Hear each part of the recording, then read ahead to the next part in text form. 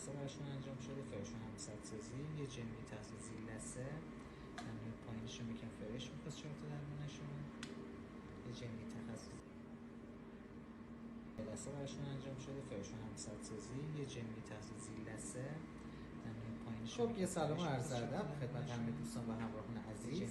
امیدوارم حالتون خوب باشه. با لایو بعدی در خدمتتون هستیم. 18 باید تار کامپوزیت بینی براشون انجام دادیم. 10 باید فک بالا، 8 باید فک پایین. یک کار فوق العاده زیبا شده با تکسچر و لبای شفاف. لبای شفافش خیلی کم هستش به خاص خود موجود کننده.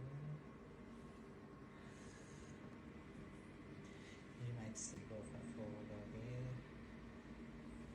کامپوزیت هم که براشون کار.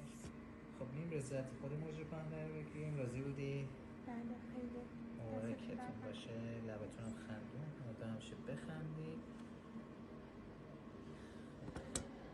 دوستان فعلا از حضورتون مرخص میشیم تا لایو بعدی. فعلا خدا.